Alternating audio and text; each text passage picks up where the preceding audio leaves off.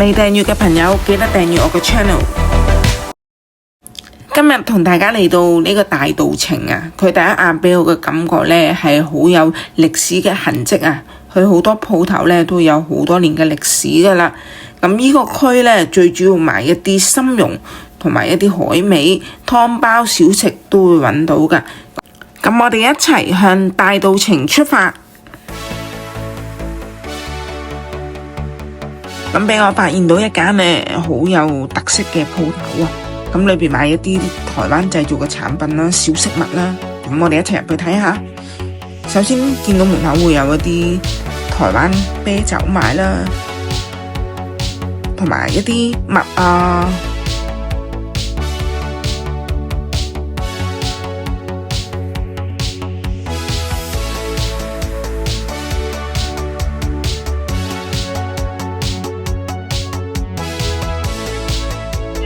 呢隻袋仔呢，我覺得平時可以俾我哋放午餐啦、帶 lunch 啦，或者帶把遮同帶個外套出街都可以嘅。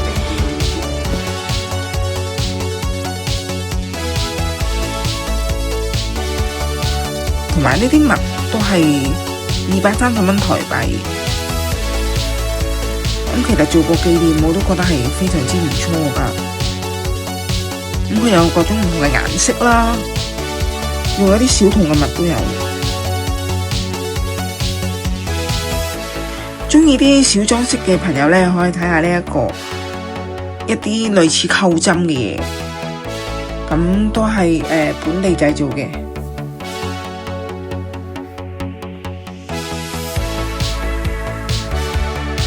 同埋一啲明信片啦、珍珠奶茶。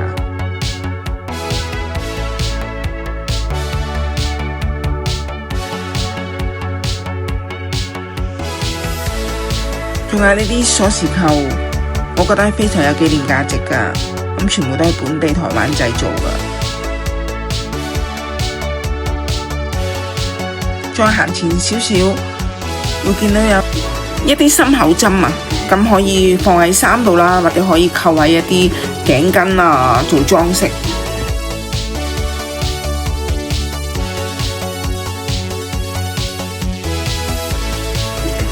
再嚟呢個漢字嘅研究社啊，佢有一個好字啦，仲有其他隔離嘅強字、法字都有㗎。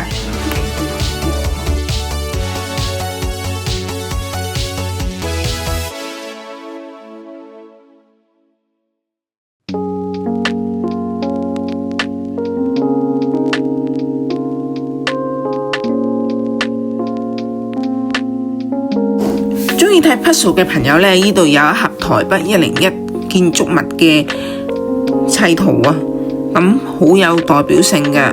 如果鍾意砌圖嘅話呢，可以買返去研究下。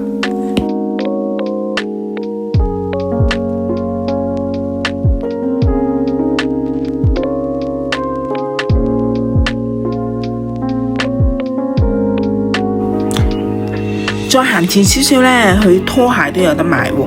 咁上面仲有啲比較特色啲嘅裝飾品啦。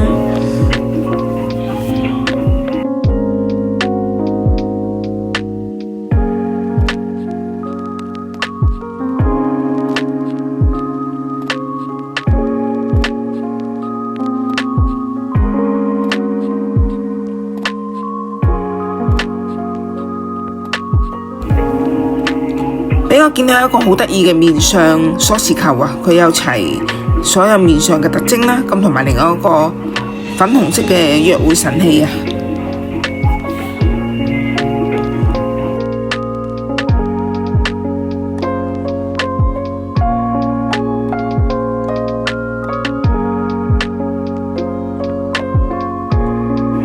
嚟到呢度呢，有好多好似扁咗個玻璃樽啊！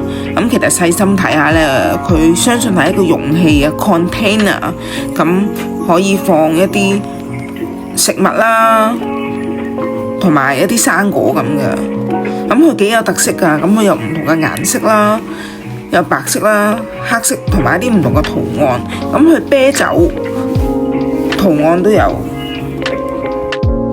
佢有好多款唔同嘅款式，好似壓扁咗嘅啤酒咁樣。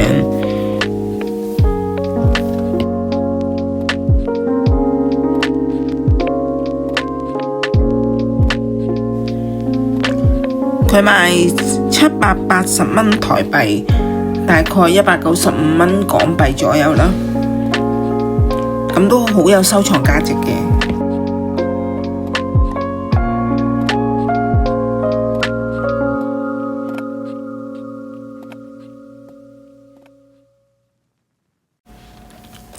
佢呢間呢，就叫梁山泊，就喺迪化街一段嘅108號啊。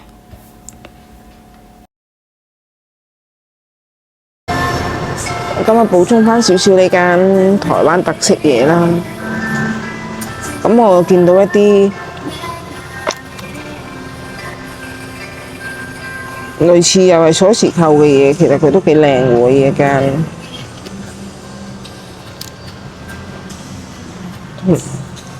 同埋你呢個小 corner 頭先 miss 咗啊！其實呢一個係一啲環保飲料袋喎，咁可能佢係放嘢飲咯，係啦，咁佢有個 sample 喺度咯，呢度有個 sample， 咁你咁樣攞出街咯，咁咪喺度揀顏色就得啦。仲有啲散紙包，仲有散紙包，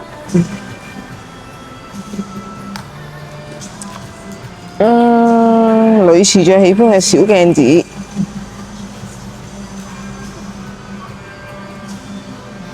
開唔到，開到啦。可以唔知擠啲咩啦，唔會係擠藥丸啩？咦，唔係喎，真係藥盒喎，賣390。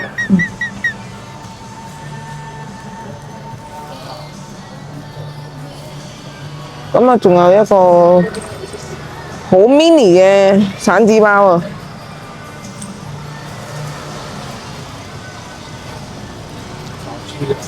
好啦，呢間鋪嘅補充就係咁多啦，有興趣自己嚟睇啦。出到嚟呢，天氣其實都唔係咁好啊，仲係落緊一啲微微雨啊。咁好彩都冇阻我哋嘅行程，咁我哋繼續向前行。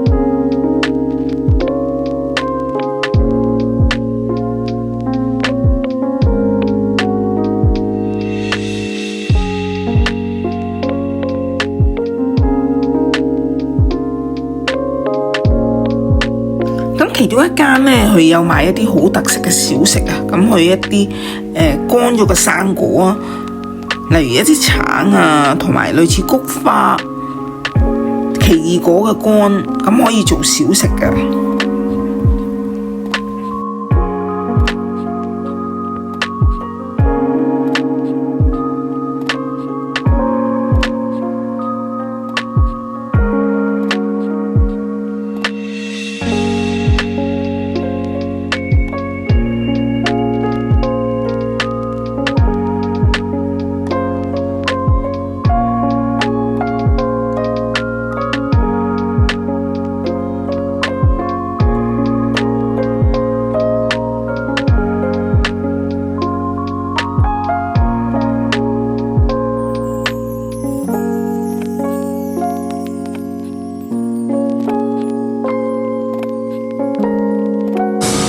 哇！佢裏邊有個好特別嘅地方喎，同埋一個好靚 pink color 嘅電話亭喎，同埋一個郵筒。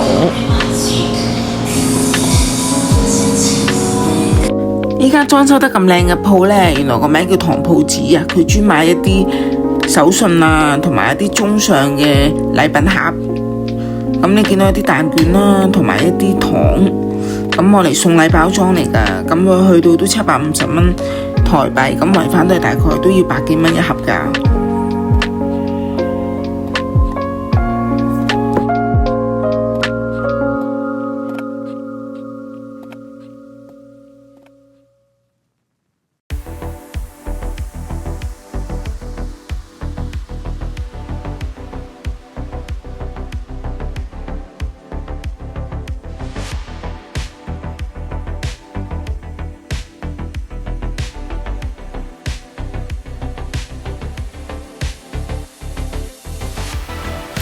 依間福泰呢，佢有好多好有特色嘅食物啊，好似一啲橄欖乾啊，同埋鳳梨乾。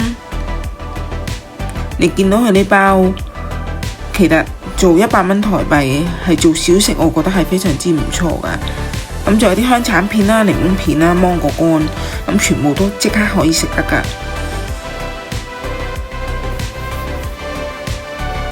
同埋啲止咳嘅丸同應子，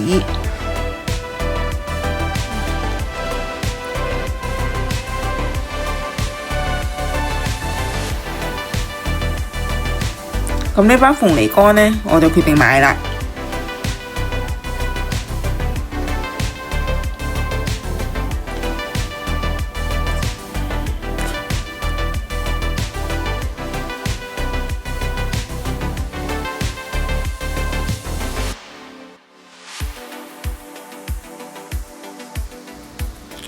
去到另一邊呢，佢有一啲無花果啊，同埋芒果乾。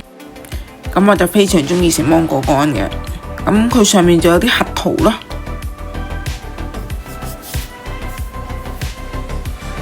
同埋呢一包椰做夏威夷豆。咁我相信係一啲比較特別少少嘅零食啦。核桃。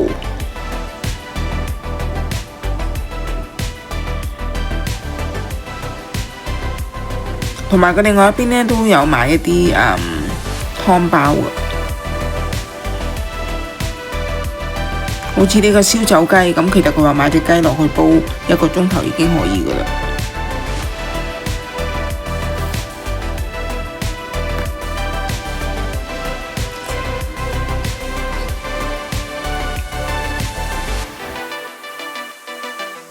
嚟到呢度，相信大家都好熟悉啊！新東陽佢出名嗰啲牛肉乾啊、豬肉乾咁。咁我見到佢都有少少其他嘅零食啦，好似一啲肉鬆蛋卷啊，同埋呢個我手攞住嘅呢個yogurt果凍咯。咁唔知朋友有冇試過啦？試過可以話俾我聽個味道係點樣呢？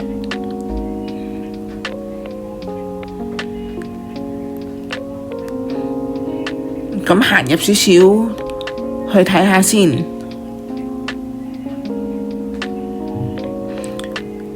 佢仲有一隻鳳梨酥，佢唔係賣得好貴喎，150蚊啫喎。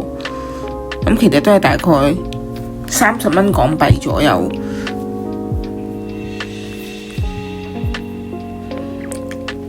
哇！仲有啲好多特色嘅小食啊！呢個奶茶爆米花。我就冇試過啦，如果有朋友試過呢個popcorn 嘅話呢，可以留言俾我啊。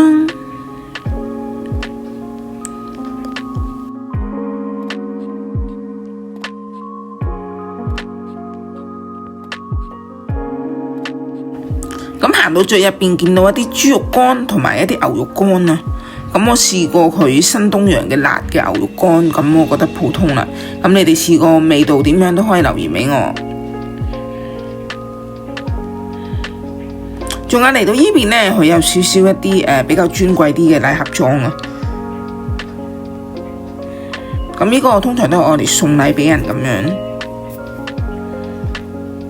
有啲蜜汁豬肉乾啊、臘肉都有，咁同埋一啲乾腸啊。咁睇下呢個湖南嘅臘肉，同埋一盒細嘅豬肉乾。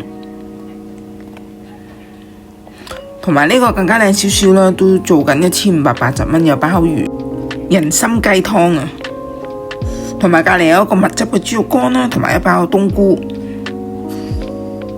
同埋一隻乾貝醬啊。咁睇下呢盒人參雞先，有2隻鮑魚喺裏邊啦。咁同埋呢隻蜜汁豬肉乾，同埋呢個鮮脆香菇，再嚟一個乾貝醬、魷魚 XO 醬。咁我未試過呢個醬啦。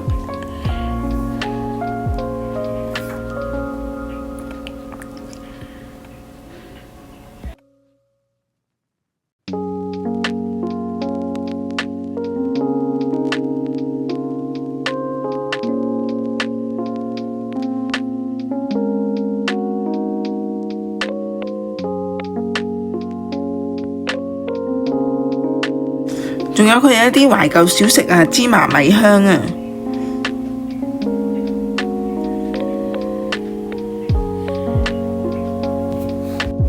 再行到呢度呢，見到有一包好得意嘅真空米啊！呢個份量係絕對適合一人，唔會成日煮飯嗰啲啦。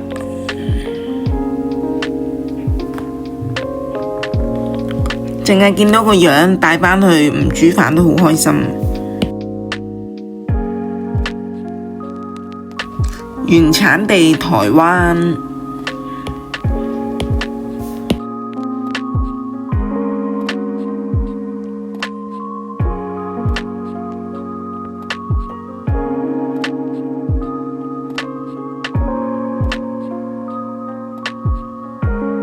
之後經過呢個迪化街一段嘅70號呢，佢賣好多湯包，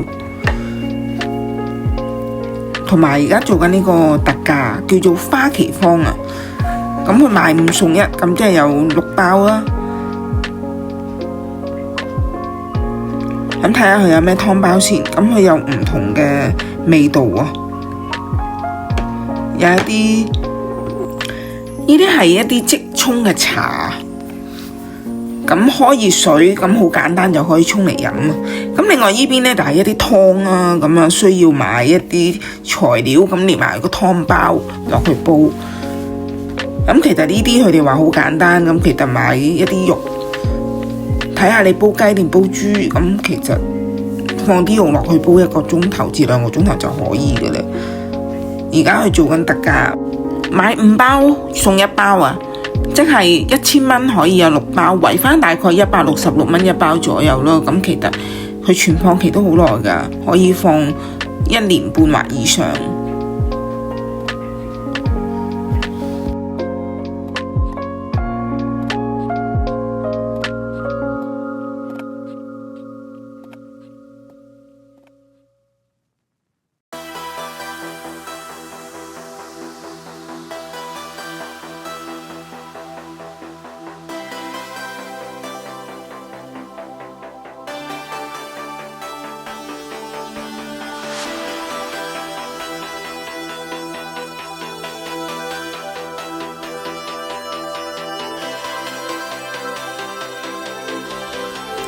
呢隻鳳梨酥呢，有分大同埋細盒裝嘅，佢普遍上呢係比較偏重，咁因為佢哋話裏邊嘅份量比較多啲，材料亦都足啲，所以就比較重。咁我自己都買咗一盒試，咁我覺得菠蘿味係非常之重，同埋都幾好食嘅。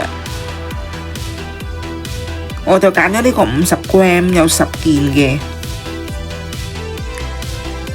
咁我攞去上手呢，其實係比一般嘅鳳梨酥係比較重嘅。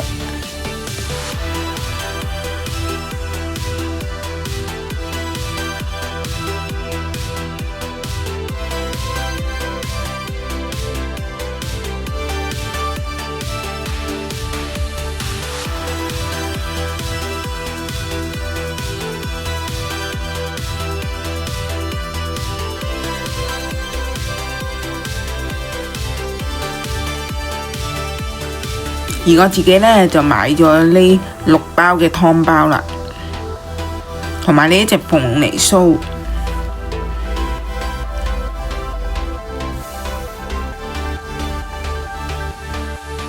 咁大稻埕嘅行程就完㗎啦。咁我哋去附近食咗個好簡單嘅午餐，然之後今晚我哋會去食胡椒雞煲嘅。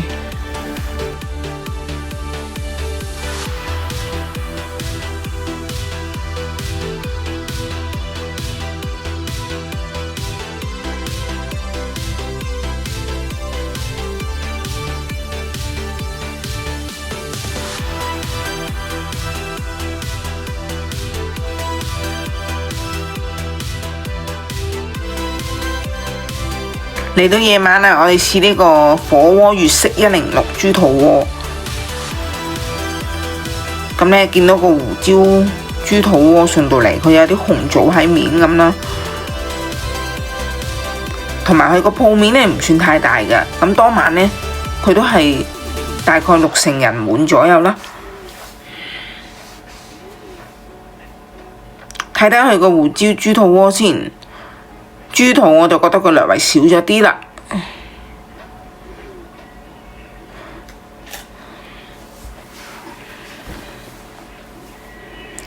咁另外我哋加咗一啲海鮮啦，同埋一啲蔬果拼盤。海鮮都仲算好新鮮㗎。個湯非常之清甜啊，有啲豬肚啦，咁啲雞又好大件嘅，跟住睇下個湯底。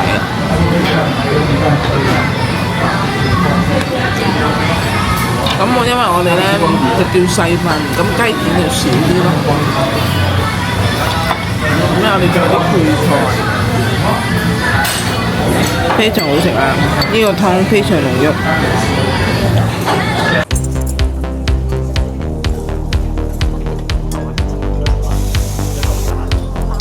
下集會同大家食呢個無菜單鐵板燒啊！